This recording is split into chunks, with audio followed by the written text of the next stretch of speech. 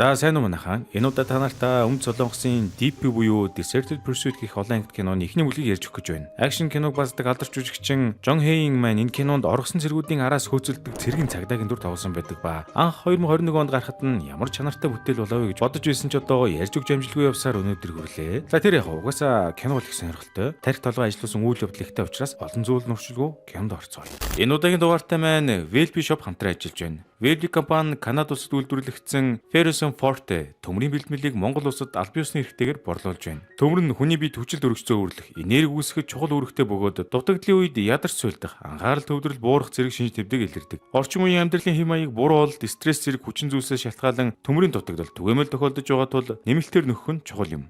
Ferguson Forte төмрийн бэлтгэлийг хэрэглэгчдийн хэрэгцээд нийцүүлэн тусал, аман дуустдаг капсул, нунтаг хэлбэрээр Velby Shop цэгийн онлайн дэлгүүр болон Velby Shop-ийн салбар дэлгүүрүүдээр худалдааж байна. Мөн 5 дугаар сарын дуустал энэхүү төмрийн бэлтгэл маань 10% хамдралтай байгаа тул та яараарай.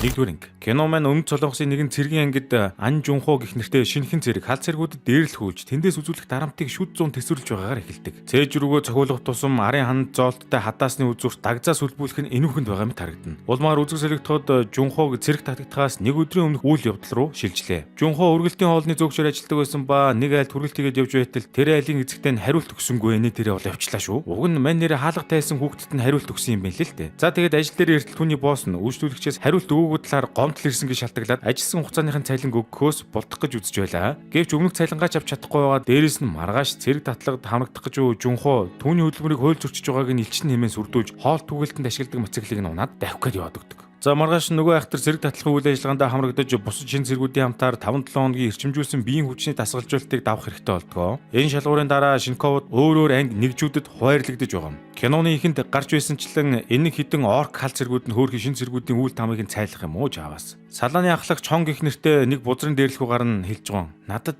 чиний байгаа адил нэг л таалагдахгүй байна гэснэ. Ямар ч гимгүү мөрөөрөө үйж байгаа Жунхуг дарамтлаад унлаа. Яг аг дагзаараа ханнаас цохох хадаас нь сүлбүүлэхийн өмнө толгоогоо бултуусан биш бүр хорхоотой аранд нь зогдох шиг болов. Удалгүй хатуу чанга цэргийн сургуульд үргэлжилсээр 1 мэдсэн 175 см-ээс өндөр залуусыг цэргийн цагдаагаар томилох болоход Жунхоч одоо тэдний дунд багтсан байв. Нэг өдөр дахиад л нөгөө дээрлэхүү ахлагч Хон шин цэргүүдэд бөмбөгнүүлээд өгч байдаг ба тэр дундаас Жунхог нэр цохон дуудаад хувийн эд хэрэгслээ хадгалдаг хайрцагт нэгжлэг хийж гарваа. Тэр дундаас ээжээс нь илгээсэн цагтлуудыг олж хараад нэг цагаагийн дэлгэснэ учиргүй олон хүний өмнө чанга дуугаар уншаад эхэлбэл яах вэ? Жунхогийн тэсвэр нь алдаж та ингэж болохгүй гэж хэлсэн биш байдал бүр хурцтаж яг алуултгийн даваан дээр ашгүй цэргийн ахлах мөрдөгч Пак гэдэг хүн хаалганын орж ирээд энэхүү бүлэглэлтийг тасан зогсоож улмаар Жунхотой тустай уулзахаар өрөөнөөс аваад гарав. Ер нь бол энэ хүн Жунхог цагдаад хойрлогдсон цэргүүдээс онцлон сонгож мөрдөгчийн ярьслага авахар шийдсэн байлаа. Өрөөндөө оруулж ирээд ингэж байгаа юм. Би ямар өнгийн өмс өмссөн бэ гэж асуудаг ба Жунхоч одоо ард ногоо толны тусгалд өмсөг нь олж харснаа шууд зөв хариулчихж байгаа юм. Ахлах мөрдөгч түүний халт цэргүүдийн өдөөс үг сөрж буу зоригтой зан чанар, овсгоо самбаа, ажигч гайхаа байдлыг нь үнэлж ерөнхийдөө оргосон цэргүүдийг мөрдүүлэх тусгай ажил үрийг санал болгодог. За ингээд л Жунхо маань цэргийн ангид заавал хідэн орк нөхдүүдтэй уулзраа олох гэж зовлгүй хэсэг ч гэсэн эрх чөлөөтэй ажиллах боломжтой болж байгаа юм шүү дээ. Жунхоос гадна өндөр цолтой цэрэг армийн нөлөө бүхий нэгэн эрхмийн Бацаан Сомуу гэх нөхөр энэ албыг хашгаар болдог бөгөөд тэдний анхны даалгавар нь Шин Үүсог гэх нэртэй оргосон цэргийг олж авчрах явдал байв. Гадуур өмсөх чөлөө товцоолж өмсөөд цэргийн ангийг орхисон даруйда Жунхо оргосон цэргийг яаж жоох нэг юм олон доо ухааны бодоод шал чигэлтэл нөгөө Сомуу гэдэг нөхөр чинь ер нь яарах шинжгүй байдаг шүү. Тэ хэлж байгаа. Яарад яах вэ? Ажлаа айлуулах сунжруулбал бид илүү удаан гадуур явах боломжтой болно. Одоо бол ууж идэж шоудах цаг дараа нь ажлаа хийцгээе эдрэгэд баахан жаахан сонирн болоо явчлаа шүү. Сүүлдээ нөгөө хоёр чинь караокед бас нэг хэдэн хүмүүс цуглуулчихсан аригтан цогтуураа дууж уурдаад эхэллээ. Ер нь бол тэр Сомуугийн зохион байгуулж байгаа ажил л та. Жунхо энэ үеэр гадаа гарч бөөлж мөөлжөө тамхитаа зогсож байтал нэг залуу түүнээс гал асууж Жунхоч одоо юу ч бодлого асуугаараа бүр аваа ав гэд өгөө явуулчих. Тэр явдлаас хэдэн цагийн дараа Жунхо интернет кафед ширээд ирлээ дунтаж байтал цэргийн ахлах мөрдөгчөөс нь дуудлага ирж бала хогнууд минь та нар юугаа хийгээд сургуу алга болчтой юм те хайж олох хөстөө хүн чинь амиа орлчоод байна гэд амар ууртай загнахан тэр. Тэдний хайж байсан тэр цэргийн шахмал төсний утаанд угаартан амиа орсон байх бөгөөд тэрээр яг үнэндээ Жунхотой Кароконы гадаа таарч асаагуурыг нь гуйж авсан залуу байж таардаг. Тэгэхээр тэр шахмал түвшээч мөн Жунхогийн асаагуураар асаасан байж таарна шүү дээ. Мэдээж Сомуу Жунхо хоёр ч энэ бүхэнд хариуцлага хүлээх хэрэгтэй болдог ба ялангуяа Жунхо тэр цэргийн бүхэлд өөрийгөө буруутай авин гэмшиж асар ихээр харамсдаг. Гэтэл Сомуу муу зөвлөгч нь энэ бүхнийг нэг тоосон шинжгүй.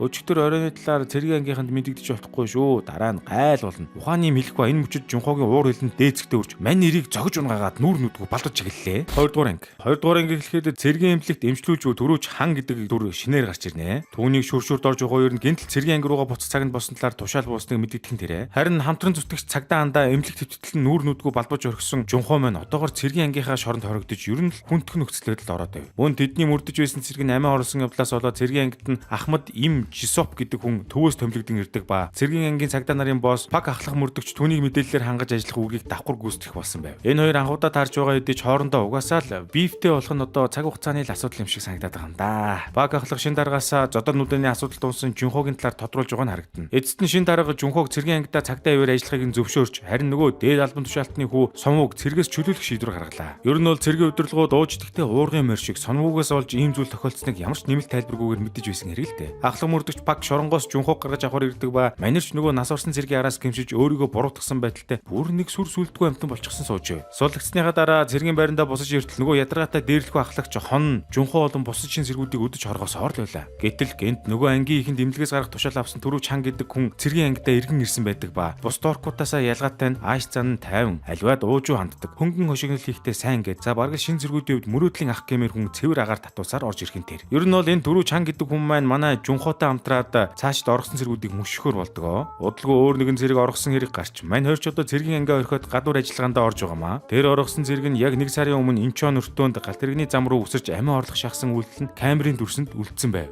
Шинхэн амтрагч чан нэг тоомжургүй юм шиг харагддаг мөртлөө ингэж байгаа. Энэ хэрэг дээр бид оргосон цэргийн оронд өөрсдөө тавьж бүх боломж төлбөрийг таамаглах хэрэгтэй энэ төргээд овоо ажил төрлийн хариуцлагатай идэг хүн болж таарлаа шүү. Тэд оргосон цэргийн өдрийн тэмдэглэлд дурдсны дагуу хамгийн түрүүнд X найз охиныг нь олж уулзахаар болдог. Ааш тэр найз охин нь оргосон цэрэгтэй нэг дотн харилцаа холбоо байдгүй юу яасан өдрийн тэмдэглэл дээрх өөрийнх нь тухай бичсэн гэдэгт нь баг итгэж өгөхгүй байлаа. За тэгээд нөгөө хоёр чинь үргэлжлүүлээд ээж дээр нь очиж уулзлаа. Явдаг цөмөр нь орж гарлаа. Байн гордог интернет кафед нүртэл нэгжлэг хийлээ. Овоо хэд хоног өнгөрчөөд байхад ирэл хайгуулд нь нэг л амжилт болохгүй. Мань хоёрын томилтын зардалж бараг дуусах тийшээ хандаж сүүлдээ бүр савны газрын эзнийг аргалж байгаа тоног төрүүлэхээс өөр аргагүй дөрөв. Улмаар ахлах мөрдөгч Пакийн төвчээр нь барагдаж эхэллээ шүү. Гэвч Жунхогийн гэрхай байдлын ачаар тэд нэгэн чухал зүйлийг илрүүлдэг. Учир нь нөгөө оргосон цэрэг нь зөвхөн шөнийн цагаар гадуур явдаг байсан ба түүний онцлог чинь шүн нойроо сайн авч чаддгүй. Метронд суугаараа тэр чигтээ унтаад шүн болмогц хамгийн эцсийн буудал дээр буудаг байсан болох нь илэрхий болов. Эцэст нь тэд оргосон цэрэгээ метрон дотор унтаж байхад нь барьж агавлаад цэргийн анги руугаа дагуулan явснаар 2 дугаар анги өндөрлөдөг. 3 дугаар анги эхлэхэд Жунхоо Түрүүч хан хоёр маань хамтарч игснээс хойш бүхэл бүтэн 7 цэргийг амжилттай олж чадсан байдаг ба энэ жилдээ бараг 10 цэрэг өлхөн барьчих юм байна гэдэргээд дарга нараасаа магтаал сайшаал хүртэж шагнал болгон богино хугацааны амралт идэх хэрэгтэй болжээ. Асар их хүнээр олдсон эрх чөлөө мөлөөгөд мань хоёр маань Түрүүч ханы гэрт очихсон гомн чан жилэд үжэтэл гэнт утсан дуугарч тэдний жаргал удаан үргэлжлэх шинжгүй болоод явчихваа. Учир нь Пак ахлах залгаад тэднийг Пусан руу явж өөр нэг цэргийн ангийн цагдаа нарт туслах яаралтай ажил гарсан талаар дуулгасан юм. Гэвч энэ удаагийн ажиллагаа нь нэлээд хүнд байх шинжтэй. Тэр оргосон цэрэг нь чухам ааш аврын дэнтсэн амилсан босоо орол юм байх уу. Жунхоо хан хоёр хаа байсан Пусан руу явж очиод өөрсдөө адилхан цэргийн цагдаагаар ажилладаг хүмүүстэй уулзтал тэр хүмүүс нь лаг гонж муунштай гарууд байдаг ба мань хоёрыг нэмэлт тусламжийн өдөргээд жаахан дорд үзээд. Тэгтэл Түрүүч хан ч одоо мөчөөгөө өгөлгөө.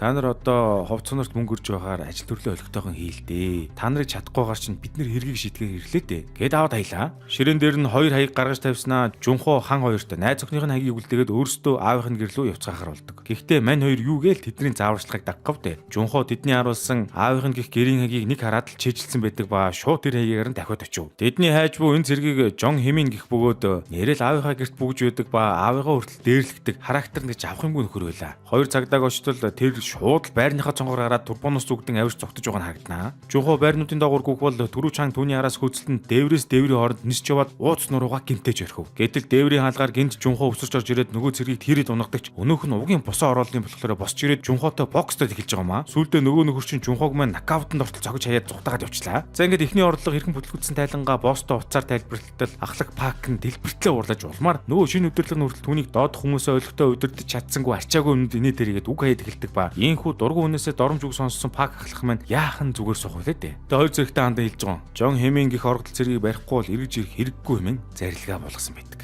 Бодлогуудад амьсан жигтгэр Жон Хэмэний сургийг гаргахаар найз өсгийнхээ ажилтдаг байсан ихтлгүүрд очиж шинэ худалдагчийг нь панаалдаж байгаад улмаар найз бүсгийнх нь байнга ордог Караконых нь хаягийг олж мэдгээ. За тэнд яваад очтол оргосон цэргийн найз өхөн болох Ёног нэртэй эмэгтэй дүрийг нэг юм олж харлаа. Мань нэрч одоо зугаацуулагч залуусын дүр туйлж байгаад Ёногтой хамт яваа хүмүүсийн дунд нэгдэж сүулдэ бүр Ёног нь манай Жунхог сонирхож мөнөрхөд хамт хоол ундах санал тавьдаг. Гэхдээ энэ Ёног гэх эмэгтэй найз залуу болох өнөх оргосон цэргийн дарамтанд өртөж байнга үр зээл тавин байж мөнгө төгрөг олж өгдөг байсан гэд нэлээд токсик харилцаанд гатсан хүн байв. Улмаар цэргийн цагдаа нар Ёногийг ашиглан Жон Хэмэнийг барихаар шийддэгч үүний тулд түүний найз охиноосоо шаардаад буй 3 сая воныг нь олж өгөх хэрэгтэй болно. Мэдээж манай талын хоёр цагдаад ийм их мөнгө байхгүй тул нөгөө талын цагдаа нараас бэлэн мөнгө олж өгөхийг хүсдэг. Улмаар Жонхо Ёног тусалж байгаа мэтэр доктортой мөнгө авч өгдөг ба Ёногч мөнгийг нь заавал эргүүлж төлнө гэж амлаад найз залуутайгаа уулзгаар болов. Тэд далайн бомтой ойролцоо уулзах үеэр нөгөө талын хоёр цагдаа оргодол Жон Хэмэнийг бүслэн авдагч нөгөөтгч нь дорн цагдаа нарыг гөвд хийж байгаа мэдэн шүү дээ. Эцэст нь Жонхо тэдний дундуур үсрэн орж боксийн чадвараараа нөгөө галзуу амтныг буулган авч энэ удаагийн баримтчилгаа амжилттай болж өнгөрлөө. Гэвч бүх зүйл тэдний төлөвлөсөн шиг сайхан болж өнгөрсөнгүй. Учир нь нөгөө талын цагдаа нарт эргүүлж өгөх ёстой байсан мөнгөний оронд нь дан хуурамч мөнгө үлдсэн байгаа нь тэр. Тэгтэл нөгөө Ёног гэх эмэгтэй чинь жинхэнэ мөнгийг нь хуурамч мөнгөөр солиод арилаад өгсөн байлаа. Гэхдээ л түрүү чанга нөгөө талын цагдаа нарын өмнө баатарлагаар ялт байгуулсандаа баярлаж шууд өөрийнхөө даснаас мөнгийг нь шилжүүлж байгаа нь харагданаа. Гүүшээ энэ түрүү чан чинь жинхнээсээ баян айлг хөвгт юм шүү дээ. За тэгээд цэргийн ангийнхныхаа нэрийг өндөрт мандуулсан гэд буцаад иртэл нөгөө төвөөс томилогдсон ажиллаж байгаа Ахмад ийм нь мань хоёр дахиж чөлөө олох боломжгүй гэж авлаа. Яг энэ мөчөд ахлах мөрдөгч Пак орж ирээд Жунхогийн аавыг ухаан алдсан талаар яаралтай мэдээ дуулгав. За ингээд киноныхаа дараагийн ангийг эхлэхээс өмнө та нартаа маш чухал нэг мэдээллийг дуулгая. Ингээд та төмрийн бэлтгэлийг ямар тохиолдолд хэрэглэх шаардлагатай байдгийг мэдэх үү? Ядарч цөлдөх, энерги багасах, төмөр дуудлын цус багталд илрэх, төмрийн шимэгдэлт буурах, сарын тэмдэг их ирэх, мис заслын дараа мөн цусны донор болсон үед заавал нэмэлтээр төмрийн бэлтгэл хэрэглэх шаардлагатай байдаг. Ferrison Forte төмрийн бэлтгэл нь төмрийн ферофосфат 30 мг, витамин С 70 мг агуулсан байдаг тул төмрийн шимэгдлийг дэмжиж бие махбодод илүү үр дүнтэй үйлчлдэг байна. Мөн капсул хэлбэртэй тул шүд хардуулахгүй, гэмтээхгүй, хоол боловсруулах эрхтнийг цочроохгүй, зөөлөн найрлагатай.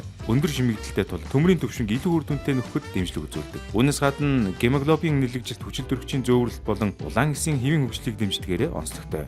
Ferrison Forte төмрийн бэлтгэлийг Wellbe Shop цэгийн онлайн дэлгүүр болон Wellbe Shop-ын салбар дэлгүүрүүдээр худалдаалж байна. Мөн 5 дугаар сарыг дуустал энэхүү төмрийн бэлтгэл маань 10% хямдралтай байгаа тул та яараарай. 4 дугаар анги. Удалгүй Жунхо яар сандарсаар эмнэлэг дээр дахиад очтол аав нь согтуудаа хөл алдан унаж толгойдоо бэртэл авсан байдалтай байж байлаа. Гэхдээ тэдний ярианаас ажихад эдний аав нь эхнэрээ нэлээд зодож нүддэг бөгөөд аав хөө хоёрын харилцаач мөн хүүтэн хөндий хорцтмол болох нь тодорхой харагдаж байв. Аав нь Жунхог хараад огт баярлсангүй. Чамд мөнгө байна уу? Байхгүй бол эндээс зайл гэхэд Жунхоч хариудна. Аава, би таны нас барах өдөр маш чангаар инех болно. Хэмээн хэлэн тэр. Төд удалгүй Жунход дөрөв чанаас гэртээ үрээд ирээ хамтдаа мах шарж идцгээ гэсэн зурс ирсэн байв. Жунхо ойрын 1000 жил гэр орны бараа хараагүй явж байхад цэргийн хамтрагч нь одоо ямар новшоо хийж гэрт нь очисон юм бол доо гэж бодсоор гэрлүгөө яаран ирлээ. Гэхдээ тэгтэл түрүү чанга муу зөлөгч нь ээж дүү хоёрт нь цэргийн амьдралын хамаг сонь сайхнаа хуваалцаад хамтдаа шарсан мах идээ сууж байгаа юм чинь. Жунхогийн ээж нь хүүдээ их хайртай юм аа. Даанч Жунхо нь ээждээ хизээч хариу захиа бичдэггүй залхахаар утсаа авдаг нь харамсалтай. Явхаас өмнө Жунхо ээжтэйгээ хэдүүг солихдоо та яагаад энэ гэрээс зогчихгүй аав дарамтлуулсан чигээрээ байгаад идэм бэ? Хэмээн цугалтахад ээж нь бол түүний үгийг ер нь авч хэлцэх шинжгүй байгаа нь хэлт. Хитрхи зөөлөн хүн болохоор зодуулсан ч гэсэн аавыг нь харж хандаад байдаг бололтой. Харин Жунход энэ бүхэн үнэндээ утгагүй санагддаг учраас ээжийнхээ зовлон амьдралыг нүдээр үцгийг төвчилгүй ийм хүүтэн хөндий ярихтай харилцаанд байх болж. Үзэгдэл ахин цэргийн анги руу шилжихэд нөгөө өмнө метрон дотроос баримтлагдсан ирсэн цэргийг ээж нь эргэж ирээд уулзаа сууж байдаг ба байр байдлыг нь харахнаа энэ маань улам сэтгэлийн хямралд орсон байлаа. Тэдний уулзалтыг Ахмад ийм болон ахлах мөрдөгч Пак нар ажиглаж байх ба энэ үеэр ээж нь гинт дуурлаж Ахмадыг тандан "Хөөе чи энэ ангийн удирдах албан тушаалтсан биз дээ. Бид хүүгээ эх орноо хамгаалах цэрэгт явуулсан байхад та нар бус цэргүүдэд дээрлэхүүлэхээс хамгаалж чадахгүй байгаа чинь арай дэндүү юм биш үү?" хэмээн гомдлоо. Ер нь бол энэ цэргийг дээрлэхдэг байсан цэргүүд ямар нэг сахилгын шийтгэл оноолгүйгээр өөр анги руу шилжүүлсэн байлаа. Ахмад ийм ч одоо энэ асуудлыг дээшээ уламжлан барина гэхээс өөр ойлгохтойг холбоот хийж чадсангүй. Маргааш нь манай цэргийн цагдаа нар өөр нэгэн шинээр оргосон цэргийн мэдээлэл хүлээн авдаг. Тэр цэрэг нь хар шөнөөр хашаа даван их зуулын замаар зугтсан Хоо Чидүү гэх нэртэй цэрэг байв. Хоо Чидүүгийн ялар хонцлог нь цэргүүдийн авдаг баггаан цалинг нь мөрөдтэй тоглоом тоглож цэгсэрдэг нэлээд гүйлгээ ухаантай. Дээрээс нь хүн сургуульд хийдэг учраас цалин арай ахиу өгдөг тусгай салааны гишүүн өдргээд бас өрмөц хүн байж таардаг. Жунхо түрүү чан хоёр түүний араас мөрдөн байцаалтай ихтүүлэх бөгөөд хамгийн түрүүнд эмээгийнхэн гэрт орчтол эмээ нь мартах санах өвчин туссан. Дээрээс нь түүний амьдардаг газар нь дахин төлөвлөлтөнд орсон баахан хүмүүс тэр хавийг буулгахаар явж байгаадаа таарлаа. Мөн Хоо Чидүү их сургуулийн гавл оюутан байсан тул мань хоёр сургууль дээр нь очиод ангийнхнаас нь хүртэл байцаалт авдаг. Гэтэл тэнд байсан ангийнхан нэг залууд Чидүүгээс дуудлага ирдэг ба залууд шууд уцаа мань хоёр төгтөл уцын цаанаас ингэж байгаа юм. Та нар намайг хайхраггүй зүгээр л цэргийн анги руугаа буцацгаа гэж үйдэг шүү. Манай хоёр бол энэ ягаараа бидний энд байгааг мэдж үйдэг үлээ гэж бодоод эргэн тойрны хартал коридорын үзүүрт нүрээ далдалсан нэг хүн зогтож яваа харагдав. За тэгээд их сургуулиас халиад энэ чинь дотор байр дамнан Том Жери болж явахдаа эмэгтэйчүүдийн хэсэг рүү андуурч ороод бөөн шууган дэгдээснээр нөгөө хүнээ барьсан ч юм байхгүй цэргийн удирдлагын төвд нөгөө эмэгтэйчүүдийн дотор байрнаас гомдол ирээд шал завхурсан болж өнгөрдөг. Удалгүй Жунхо цэргийн цалаанд ирээд унтахаар хэвтэл тэдний өрөөний ахлах хон нэртэй дээрлэхүү нөхөр 5 хоногийн дараа цэргээс харагдах болсон байв. Гэвч түүний гар дээр удаан хугацаанд дарамт хүчирхийлэлд өртсөн бус цэргүүд ч мөн түүн шиг харгас хүн болон хувирч байгаа нь харамсалтай. Жунхогоос арай төрүүлж цэрэгт ирсэн Сукбон гэх цэрэг олон удаа энэ нөхөр дээрлэхүүж доромжлуулсан уур бухимдлаа шин цэргүүдэд гаргаж явахыг өөрийн нүдээр харсан Жунхо яагаад олон цэрэг энэ газраас орохоос өөр сонголтгүй болдог гэдгийг яс махандаа тултал ойлгож байв.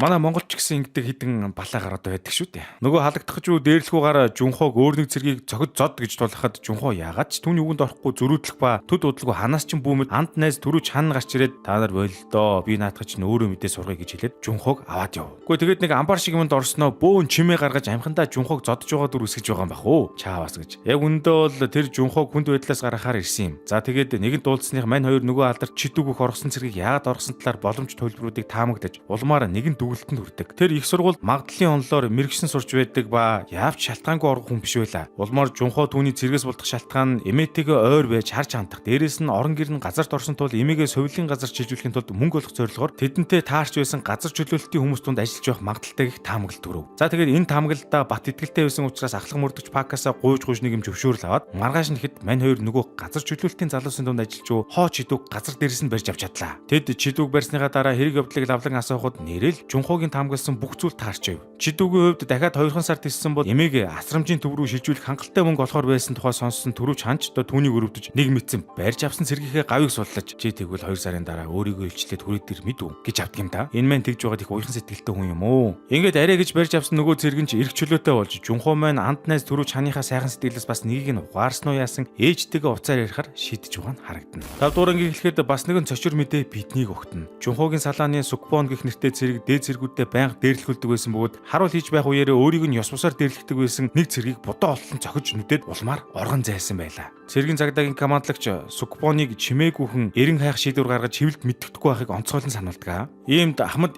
ахлах мөрдөгч Пак хоёр овоо дүмгхэн болохоор манай Жунхо түрүү чан хоёрыг л дайчилж байгаа юм. Жунхо Сукбоны багшилдаг байсан зургийн дугуйланд руу явдаг ба энэ хооронд ахлах мөрдөгч Пак түрүү чан хоёр Сукбоны найзуудтай уулзахаар явдаг. Зургийн дугуйлангийн ажилтнууд Жунход Сукбоныг маш сайхан сэтгэлтэй хүн байсныг нь онцлох ба хүүхдүүд хичнээн төрсгөөдсөн ч уурлаж загнасан удаа ганц ч байгаагүй гэх зэрэг мэдээллийг цогдуулв. Харин нөгөө талд Сукбонтай адил манга, вебтун сонирхдаг найз нь хамгийн сүүл түүнтэй уулзах үеэрээ зам байдал нь баг зэрэг өөрчлөгдсөнийг анзаарч зүгээр хажуугаар нь өнгөрсөн хүнтэй маш эвгүй харьцаж байсан тухай мэдэгдэв. Мөн Жунхо Сукбон зодуулаад эмнэлэгт хэвтэж буй цэргийг байцаадаг ба түүний оргодог өдөр нөгөө хамгийн дээрлэхүү нөхөр болох ахлах хон халагдсан тухай дуулгав. Ахлах хон халагдахынхаа өмнө Сукбонд хандан өнгөрсөн дуусан сайн муу дурсамжуудаа бүгдийг мартцгаа эдэр гэж хэлээд гар барих гэж оролцсон ба гэнт Сукбоны дургуун хөрч ямар сайхан дурсамж үлдсэн гэж надад хийсэн бүхнийхөө төлөө уучлах уу хэмээн шаардсан гинэ. Удалгүй байдал уламд ордож оргож яваа Сукбон маань интернетэд амар харанхуй агуулгатай шинэ вебтунд байршуулж цэрэгт байх хугацаанд амлсан тамлалаа илэрхийлэхийг зориод байгаа болтой шүү. Жунхо вебтунийг үзээд Сукбоны далд санааг ойлгож түүнийг саяхан алагдсан ахлах хооноос өшөө авах гэж байхаас зайлахгүй гэж дүгнээд интернетийн IP адресаар нь мөрдөж араас нь явдаг. Харин нөгөө Сукбон балиус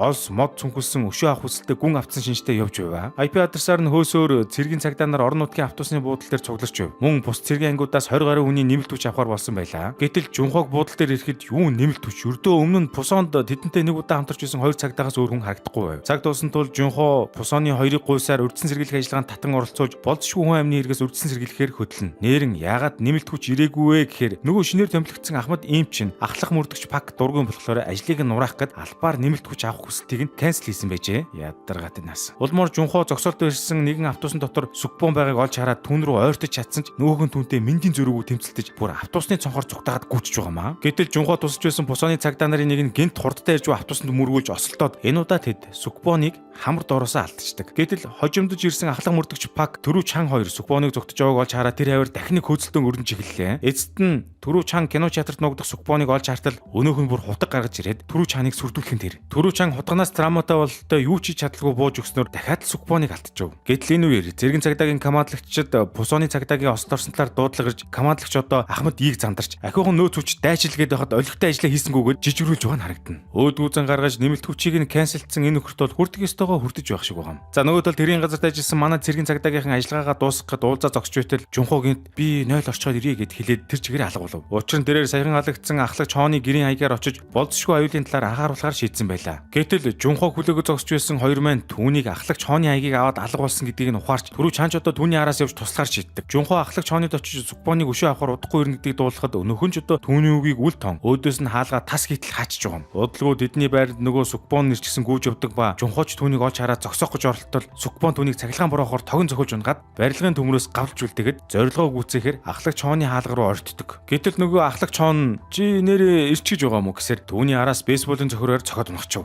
Хэдийгээр ахлагч хоон давуу байдалтай байгааж гарын салгалж үл хэлийг сандарч үг ажилласан Сукбон ухсхийн түүнийг хутгаараа гэмтээгээд инээж хөрсөөр тэндээс цуглаа. Магадгүй түүний туйлын зорилго нь ахлагч хоонд айц мэдрүүлэх байсан бололтой. Удалгүй доод давхар дууж ирэхэд Жунхо хан хоёр түүнийг барьж авснаар тэдний энэ ажиллагаа баг амжилттай болж өнгөрдөг. Ингээд ахлах мөрдөгч Пак тэдэнтэй нэгдэн машинаараа буцах замдаа өшөө авалтын мөн чанарын талаар Сукбонд лекц уншаад явж байтал гинт Сукбоны доторх уур хилэн оргилдөө урж өнгөрсөн хугацаанд амлсан хамаг доромжлон будагдан хамаг хүчээрээ гавнаас мултархаар тийчилж гарлаа. 6 дугаар анги эхлэхэд нөгөө Сукбоны эсэргүүцэл хэрээс хэтэрч нэг мэдсэн арын судлаасаа өнгийгөөд гавтаа чигээрээ ахлах мөрдөгч Пактай жолоо булаацлаж улмаар машин түнэлийн хан мөргснөр ослог гарахад хүргэв. Ослын дараа Сукбоноос бусад машин доторх хэдэн бүгд ухаан алдсан байдалтай байх ба Сукбон энэ завшааныг ашиглан тэндээс зогтсон байдаг. Жунхо эмнэлэгт зэрэхэд ихэр сүнс болох төрүүч хан түүнийг сахиад сууж байдаг ба харин зэрэгэлдээ орон дээр ахлах мөрдөгч Пак унтаж байв. Азар энэ гурван маань амнаас аюулаас холуур өнгөрчээ. За нөгөө талд өшөө авалтаа гүйцэтгүүлэхийн тулд юу ч хийхээс буцахгүй болсон Сукбон чинь цэргээс халагдсан ахлах хооны араас гертэн тавьчихчод энэ удаа жинхнээсээ хашраахаар шийдсэн байлаа. Гэтэл цэргийн ангид цагдаагийн цэргийн камбатлагч нь дайны хажуугаар дажин гिचээ мэрэгжлийн хүмүүсийн анхааруулгыг тоолгүй зэвсгэлсэн тусгай ажиллагааны баг дайчилж Сукбоныг буулгаж авахар аль хэдийн шийдсэн байх ба хаяа сонь зан гаргаад байдаг. Ахмад ийм хүртэл удирдлагын энэхүү хит туужсэн хандлага таалагдсангүй.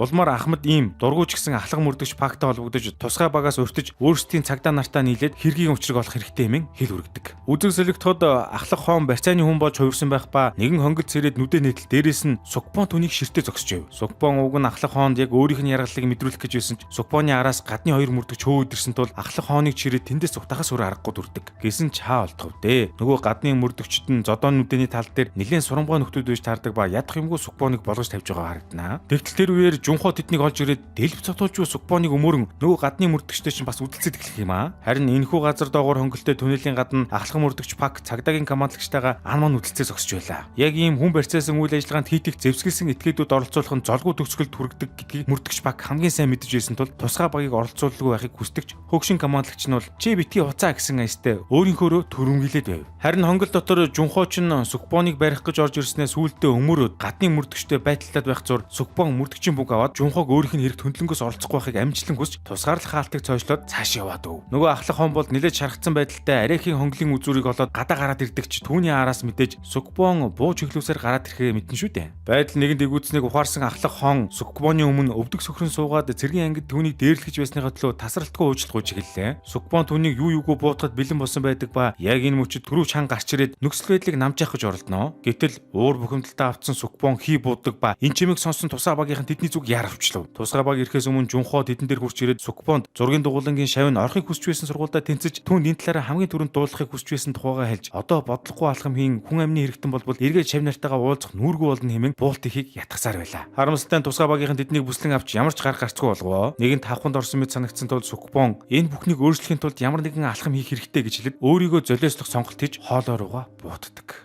Энэ харамсалтай явдлын дараа ахлах мөрдөгч Пак сахилгын шийтгэл хүртэж Ахмад ийм албан тушаалаасаа чөлөөлөгдсөн байдаг. Жунхо харин оршуулгын газар хэн нэгэнд хүндэтгэл үзүүлэн зогсох ба тэр нас орсон үнэн харин Сукбон биш байлаа. Тэнд түүний анхны даалгаврынхаа үеэр олох ёстой байсан ч амиа орлож нас барсан цэргийн дурсгал байдаг ба тэрээр мөн талигчийн дүү охинтой таардаг. Тэр өсгөө Жунхогоос асууж байгаа. Ах минь дээрлэхүүлж байхад та нар яагаад туслаагүй юм бэ хэмээн нулимс туслуулан асуух мөчөд Жунхо уучлаарай гэхээс өөр зүйл хэлж чадаагүй юм. Энэ уулзалт Жунхогийн сэтгэлд маш эмзэг туссан байдаг. Дараа нь цэргийн ангидаа очиод сургуультын үеэр захирч байгаа командыг үл хайрхран тэрээр бус цэргүүдээс эсрэг зүгт гүйж байгаа нь харагдана. Олон оргосон цэргүүдтэй очирч тэдний зовлон бэрхшээлийг нүдээр үзсэн учраас өөрийн дотоод эсэргүүцлээ үүгээр илэрхийлэхийг зорьсон мэт санагдана. Энэ бүлгийн төгсгөлд нэгэн телевизийн мэдээгээр Сукбонтой холбоотой хэргийг олон нийтэд мэдээлэх ба Сукбон өөрийгөө буудсан ч нас бараагүй харин комонд ороод одоо л сэрээгүй байгаа гэж. Энэ мэдээг өөр нэгэн цэргийн ангийн нөхдүүд бөөнөрөө нийлээд телевизээр үзэж сууж байх ба тэр дунд нь харуулын постноос дөнгөж бууж ирсэн үү гэмээр буу үүрсэн нэг мэралэг цэргийг бас л бөөндөө нийлээд бөөрлөх гэж байгаа нь харагдана. Нэрийг энэ мэдээгээр гараад байгаа өөрийгөө буутсан галзуу амьтан чинь энэ бүдүүнэгийн найз нь гэсэн штэ гэж ирээд түүнийг шоглож байгаагаас нь харахад нэрэл энэ залуу чинь нөгөө Суппонтой хамт аниме сонирхдаг найз нь мөн байлаа. Гэтэл тэр залуугийн царай гинт төвсөснэ тэдний дээрлэлтийн хариу болгож буугаа цэнэглэн гинт өрөөндөө байгаа цэргүүд рүү гал нэжглэн тэр. Энд ч одоо юу болоод байна амар юм. За энэхүү цувралын эхний бүлэг маань ийхүү өндөрлөг бөгөөд Солонгос улсын цэргийн ангиудад газар аваад буй дээрлэлтийн асуудлыг хувцаар хүндснөрөө маш онцлог бүтээл болсон хэмээн сайшаагдсан байдаг. Ингээд хэрвээ та нарт энэ цуврал таалагдсан бол лайк болон subscribe дарж 2 дугаар бүлгийг нь үргэлжлүүлэн үзэх хэсгээр санал бодлоо хуваалцаарай. Удахгүй иргэн уулзъя.